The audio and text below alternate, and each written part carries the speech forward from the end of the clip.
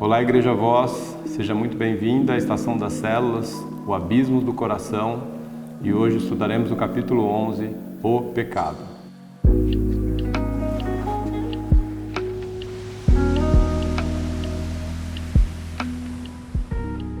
Hoje entraremos no capítulo 11, o pecado, e como texto base nós vamos usar aqui, o livro nos traz o livro de Salmos, capítulo 66, versículo 18, a palavra de Deus diz assim: se eu acalentasse o pecado no meu coração, o Senhor não me ouviria.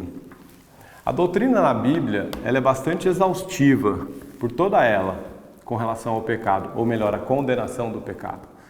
Desde Gênesis até Apocalipse, Deus deixa muito claro que o pecado é aquilo que nos afasta dele, do nosso relacionamento com ele. Então, se nós formos tanto no hebraico quanto no grego, as palavras usadas para se referenciar ao pecado, elas querem dizer, na sua maioria das vezes, desviar-se do caminho ou errar o alvo, né?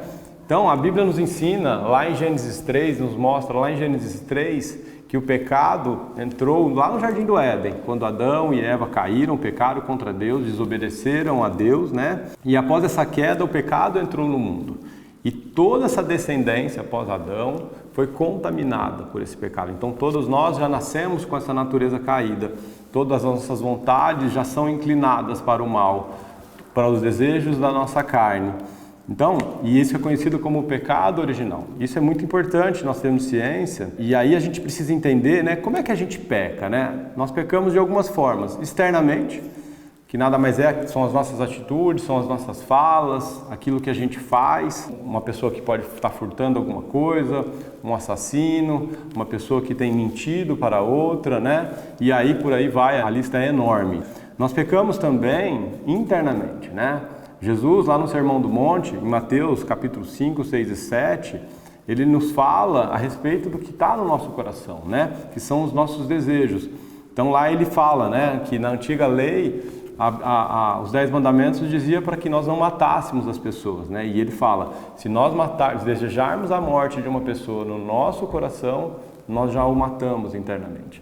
A palavra de Deus diz que nós não deveríamos adulterarmos, mas ele fala que se nós desejássemos uma mulher com desejo e com um olhar impuro, nós já havíamos adulterado no nosso coração. Ele está falando acerca daquilo que está no nosso coração, dos nossos desejos. Então nós pecamos também internamente, né? Importante ressaltar que muitas vezes aquilo que sai para fora, as nossas atitudes, né, as nossas ações, foi algo que já nasceu no nosso coração. Isso muitas vezes está intimamente ligado, né? Então nós pecamos internamente e também externamente, inclusive por omissão, né? Que é sermos omissos à justiça de Deus, né? Sermos omissos à maldade, né? Sermos coniventes com o pecado. Então, e também desobedecermos uma ordem de Deus, como é o caso de Jonas aqui, né? Jonas desobedece a Deus e ao invés de ir para Nínive, foi para Tarsis. Então, essas são as formas como nós pecamos, né? E quais são as consequências, né? Ou qual é a consequência do pecado na minha vida e na sua vida, né? Como Paulo traz lá em Romanos, capítulo 6, versículo 23, ele diz que o salário para o pecado é a morte. Pode ser a morte física, a morte espiritual, com certeza, porque nós sabemos que o pecado nos afasta de Deus. Nós fomos rompidos lá no Jardim do Éden, nesse relacionamento com Deus, né? E a morte eterna, né? Que um dia todos nós chegaremos à eternidade, para o bem ou para o mal. Mas é importante ressaltar também que isso pode trazer consequências para a minha vida ou para as pessoas que estão à nossa volta. Por exemplo, se eu furto ou se eu assassino, eu posso ter como consequência uma prisão, dependendo do país até uma cadeira elétrica, né? Se eu sou infiel com a minha esposa, eu posso colocar em risco o meu matrimônio, a minha família, né? E por se tratar principalmente, às vezes, de pessoas que nós amamos, isso pode trazer consequências para as outras pessoas, né? Uma outra consequência que o pecado traz para a nossa vida é a culpa. A culpa nada mais é do que uma consciência de algo errado que eu fiz. É uma autorresponsabilização daquilo que eu fiz, que eu sei que é errado, né? Então, se eu desagrado, se eu sei o que agrada a minha esposa ou desagrada a minha esposa, né? O fato de eu pisar na bola com ela pode fazer com que eu me sinta culpado e talvez um pouco mais culpado por estar desagradando o coração dela. Jonas conhecia o coração de Deus. A gente já viu nos capítulos anteriores que Jonas conhecia exatamente quem era Deus. Ele era o homem de Deus, né? E ele, desagradando o coração de Deus, com certeza esse remorso veio sobre a vida dele, essa culpa veio sobre a vida dele, né? Veio tão grande que ele desejou morrer. Então, quando ele estava lá, ele foi pego pelos marinheiros, ele pediu para que ele fosse jogado ao mar. Com certeza veio uma culpa sobre a vida dele tão grande que ele não deu conta. Então, a gente precisa entender que a culpa é uma autorresponsabilização de algo errado que a gente fez.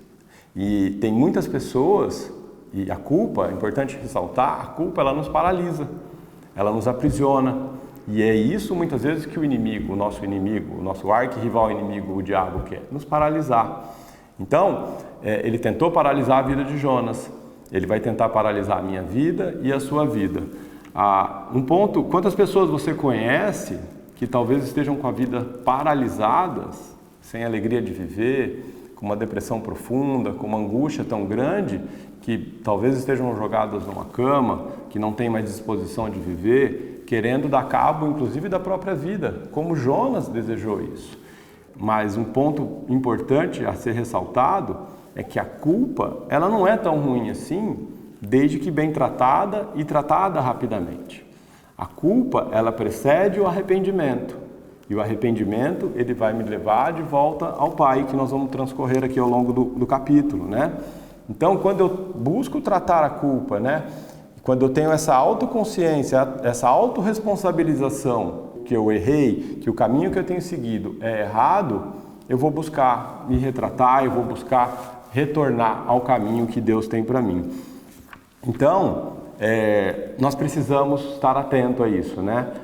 A culpa, ela nos aprisiona. O diabo tentou aprisionar a vida de Jonas, o diabo tentou tirar Jonas do propósito que Deus tinha para ele, ele tentou parar uma voz de Deus. Então, na sua finita sabedoria, né? Na sua ignorância, ele achando que parando Jonas, ele pararia a palavra de Deus, para que a pregação de Deus chegasse ao povo de Nínive, que produziria o arrependimento, né?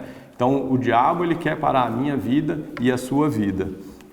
Então, isso é algo que nós precisamos compreender. Então, talvez você se identifique dessa forma. Mas algo importante também que a gente precisa esclarecer é que talvez, né, você se veja de uma forma com seus olhos, né, da forma como você se enxerga. Talvez você não esteja furtando, talvez você não esteja roubando, talvez você não esteja mentindo, talvez você esteja sendo fiel no seu casamento, mas algo não está bem na sua vida. Você sente que você tem perdido a alegria de vida, você não tem tido vontade muitas vezes de levantar da cama, você não tem tido vontade de trabalhar, você inclusive não tem tido vontade de servir a Deus. E então, é importante nesse momento nós olharmos para dentro da gente, porque talvez nós estejamos alimentando no fundo do nosso coração, acalentando no fundo do nosso coração algum pecado que não está tão claro assim para nós. A palavra acalentar significa guardar, embalar, apaziguar. Então talvez nós estejamos alimentando algo no nosso coração que não está vindo à luz dos nossos olhos, né? E isso tem produzido na minha vida, e a culpa tem vindo como um turbilhão de emoções, né? Você tem se sentido cansado, você tem se sentido fadigado, você tem se sentido desanimado, você tem se sentido irritado, você tem se sentido sem alegria para viver. Então, é algo que nós precisamos olhar para dentro do nosso coração. O ponto é que muitas vezes nós somos incapazes de olhar por si só, porque por conta das nossas experiências de vidas, por conta das nossas experiências muitas vezes ruins, dos nossos vieses, nós vamos construindo barreiras no nosso coração, vamos construindo muros no nosso coração que impede que nós cheguemos ao mais profundo íntimo do nosso coração. E aí que entra o auxílio da promessa que Jesus nos deixa lá em João 14, do conselheiro, do nosso amigo fiel, que é o Espírito Santo. Então o livro traz aqui o Salmo 139, que quem caminha comigo sabe que essa é uma oração que eu faço quase que diariamente e falo sempre dela, que está lá em Salmo 139, que fala: Deus, sonda o meu coração e veja se há em mim algum caminho mau e prova-me e guia-me pelo caminho da vida eterna. Porque tem coisas que nós não somos capazes de enxergar. Tem lugares no nosso coração que nós não temos condições de acessar. E aí é que nós precisamos pedir auxílio para que o Espírito Santo traga à luz aquilo que está obscuro aos meus olhos. Porque talvez eu esteja idolatrando, como nós vimos no capítulo anterior, que o Rodrigo trouxe para a gente, falsos deuses no nosso coração. Talvez nós estejamos com uma idolatria velada. E a idolatria é tudo aquilo, a falsa idolatria é tudo aquilo que eu coloco no lugar de Deus. Então talvez a gente esteja alimentando, inclusive com boas intenções, muitas vezes aos nossos olhos, algo que tem tirado a posição de Deus no trono do nosso coração. Então que a gente possa realmente pedir o auxílio do Espírito Santo.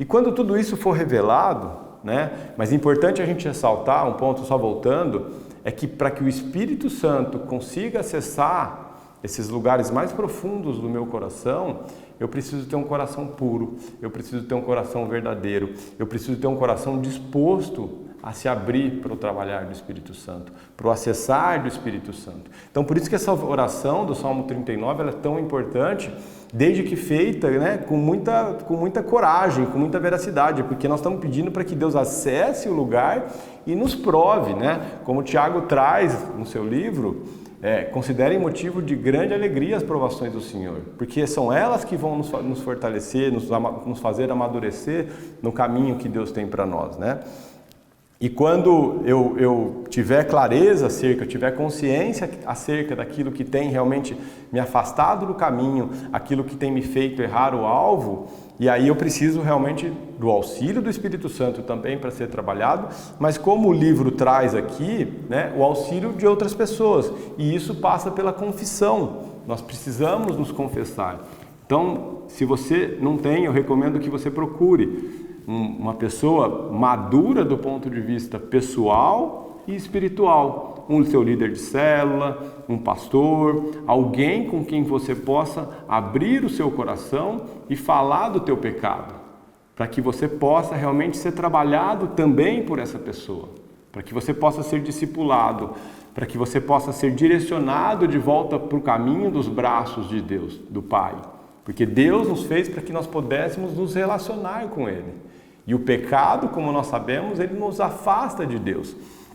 Então, muito importante que você busque essa pessoa, que você encontre esse líder, seja quem for, um líder de célula, mas uma pessoa em quem você confie, que seja livre de todo julgamento, que seja livre de todo apontamento de dedo, para que você possa ser trabalhado além do Espírito Santo também por essa pessoa.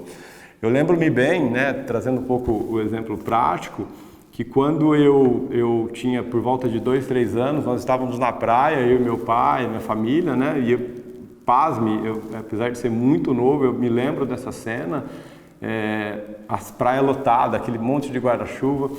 Meu pai falou assim: filho, se uma hora você se perder, marca esse prédio aqui, esse prédio com essa cor, com esse tipo de janela. E dito e feito, eu me perdi. Eu errei o caminho na volta do mar para o guarda-sol. E ali, eu não me lembro quanto tempo, mas meu pai e minha mãe dizem que eu fiquei muito tempo perdido. E o que me trouxe de volta para o caminho foi a orientação do meu pai.